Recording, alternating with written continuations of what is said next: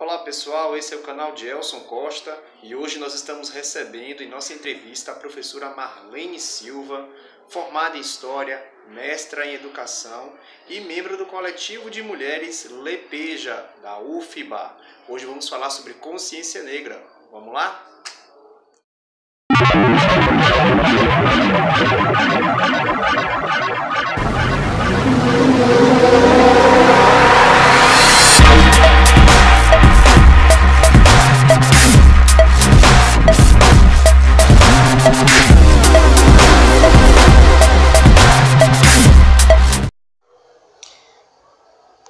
No próximo mês de novembro, 20 de novembro de 2020, o Brasil inteiro realiza uma marcha, a Marcha Zumbi dos Palmares.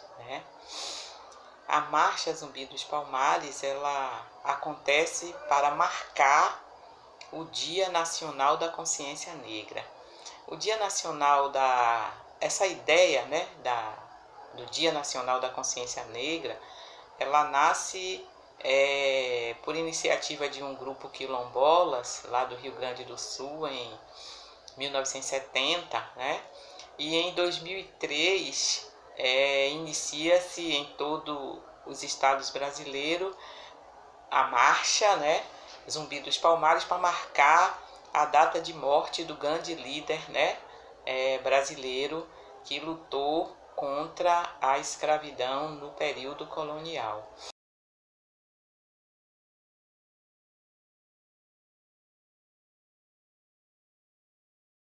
Esse movimento da consciência negra, que tomou conta do Brasil inteiro, é uma forma de denunciar o racismo na nossa sociedade. E tem feito isso com muito êxito em todos os anos.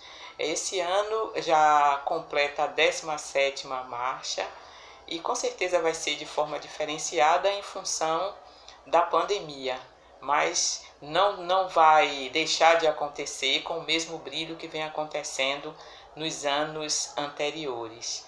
Portanto, esse grande movimento para denunciar o racismo, ele é importante para que a gente possa compreender o que é essa estrutura do racismo, não só no Brasil, mas no mundo inteiro.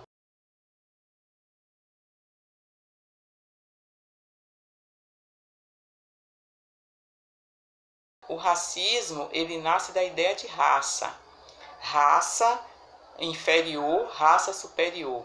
Nasce através da comparação entre as raças, onde uma se sente superior diante das outras que considera inferiores.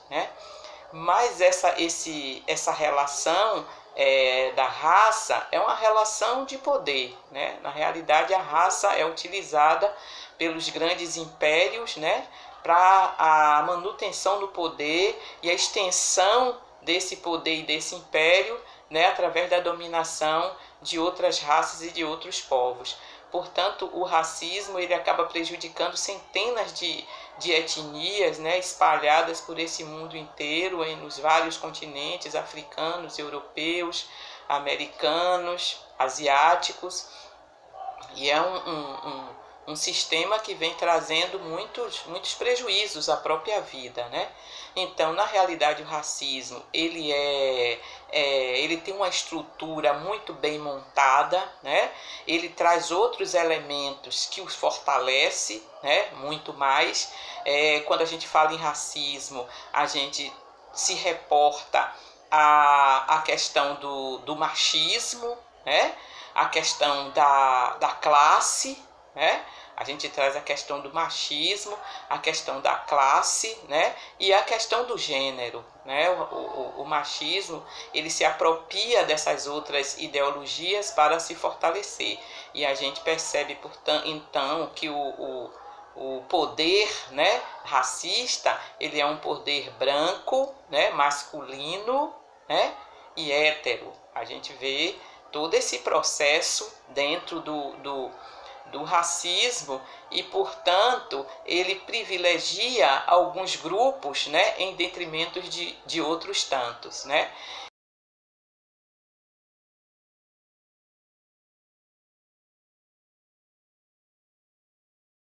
E no Brasil, o racismo ele se estabelece no período colonial, né? Ele é uma herança dos europeus, né? Chega no Brasil e as etnias que são vítimas desse racismo inicial aqui no Brasil são as etnias indígenas, né? Africanas e seus descendentes. Eles passam por um processo, né, de escravização, e que essa escravização ela vai se perpetuando durante todo o processo da história do Brasil, e até hoje a gente sofre os efeitos, né, dessa escravização, que na realidade o racismo não deixa de ser a escravidão, o processo de escravidão moderno, né? Na realidade o racismo é a escravidão colonial moderna que ainda existe e persiste entre nós. Portanto, o racismo ele está diretamente ligado ao poder, né? A ideia de raça ela vem exatamente diretamente ligada à questão do poder, e o racismo ele usa a raça com outros elementos para fortalecer ainda mais esse processo de dominação. E aí a gente fica pensando como que esse processo, né, essa construção do racismo atravessa a história do país e está presente até os nossos dias. Então a gente percebe que o racismo não é simplesmente uma ideia individual, que alguém resolve, né, ter uma atitude preconceituosa diante de uma outra pessoa. Na realidade, isso é muito raso para a gente compreender o racismo. O racismo ele é um poder do Estado, né? É o Estado que propõe essa ideia do racismo, que alimenta essa ideia do racismo. E, portanto, a gente vive num Estado racista, né? No Estado racista, esse Estado, ele ditam as leis, as normas, né, para perpetuar o racismo. Essas leis e essas normas são concretizadas nas instituições onde as pessoas transitam, né? Todos nós vivemos, né, transitamos na escola, na família, na igreja, no trabalho, e é onde essas ideias vão sendo concretizadas através dos nossos comportamentos e das nossas atitudes, de tal forma que a gente vai naturalizando esses comportamentos e essas atitudes. Então a gente acaba justificando, né, que realmente existem raças inferiores, né? E no Brasil, o Estado brasileiro ele é muito eficaz nessa ideia. Ele vai negando à maioria das pessoas o acesso aos direitos. Muitas sofrem, né, com a negação dos direitos humanos, o direito à vida, o direito à liberdade, o direito à igualdade, o direito à segurança, né? E com base na negação desses direitos, vem os outros direitos também que vem sendo negado, os direitos sociais, o direito à moradia, o direito à saúde, o direito ao trabalho, o direito à educação. E com isso, com essa negação, ele vai fragilizando, precarizando a vida da maioria dessas pessoas, né? E essas pessoas vão,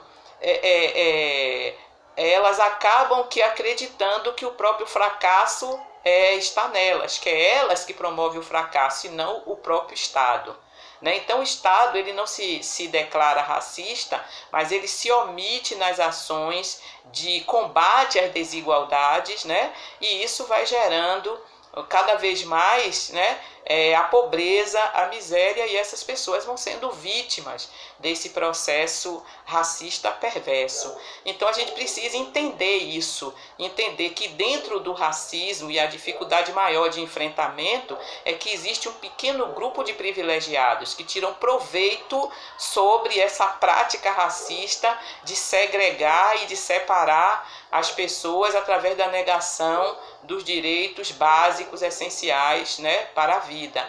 A gente precisa ficar muito atento, muito atenta a esse processo. E a gente sabe que o racismo, ele causa, né, ele causa muitos prejuízos, né, porque ele destrói vidas, eles destrói projetos, sonhos, ele causa adoecimento, né? E, portanto, é algo que a gente precisa perceber e lutar contra, né? Isso. Então, a gente precisa evitar se tornar um objeto de transmissão do racismo. A gente precisa ficar atento a isso.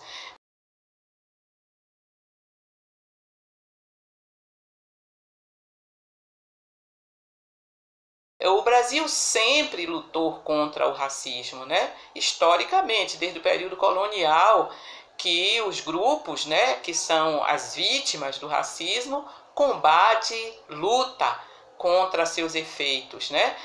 Se a gente for pensar na década de 70 para cá, que é o ano da consciência negra, né?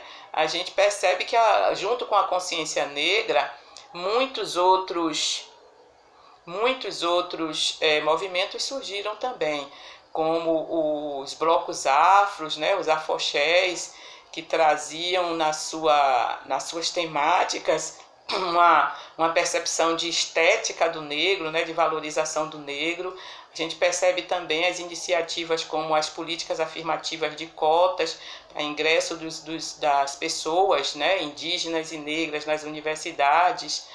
A gente começa a perceber um movimento, né, na sociedade de combate. A gente sabe que se racismo é poder, é preciso que os negros adentrem os espaços de poder para poder lutar efetivamente contra os efeitos racistas. E a gente tem vivido isso, a gente tem visto isso, né? Os negros e os indígenas precisam ocupar os espaços, né, de poder da sociedade, né, os espaços de destaques. É preciso que seus descendentes, né, percebam essa representação nesses espaços, que são espaços importantes, né, para a gente se firmar enquanto etnia, enquanto grupos, né, sociais. Isso tem sendo feito ao longo da nossa luta.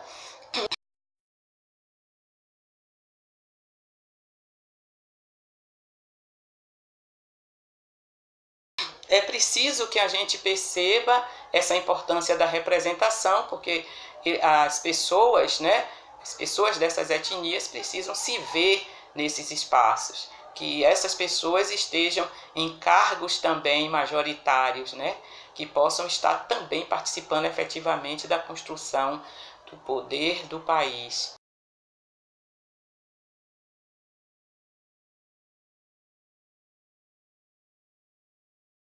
A educação, ela sozinha não resolve o problema do racismo, mas ela tem sua importância. A escola, enquanto espaço de educação básica, ela precisa começar a discutir o racismo enquanto poder de Estado, o racismo como estrutura de poder do Estado, porque trabalhar as relações étnico-raciais não são suficientes para combater o racismo. É preciso trabalhar o racismo na perspectiva do poder, né? E a gente trabalhando na perspectiva do poder, a gente vai combater os mecanismos de controle, né, e de discriminação, né, e de exclusão que esse sistema vem causando ao longo dos anos na história brasileira, né, e sacrificando o povo brasileiro. Portanto, a educação é importante, é preciso incluir, né, nos estudos da educação esse processo, né? Entender que o racismo hoje é uma questão mundial e que não cabe mais no século XXI a gente continuar com essa estrutura de poder racista. É preciso construir um mundo antirracista, né? É preciso construir uma sociedade mais democrática, mais humana, antirracista, onde todos possam viver com dignidade. A gente continua na luta, né? A luta continua contra o racismo. E se o mundo se unir, que é o que está acontecendo, né? A gente está indo nessa direção mesmo, de uma luta mundial, coletiva, né? Em combate ao racismo. E, portanto, a gente, com certeza, estamos no caminho de construir uma nova sociedade, uma sociedade onde todos tenham vez, voz e possam viver dignamente.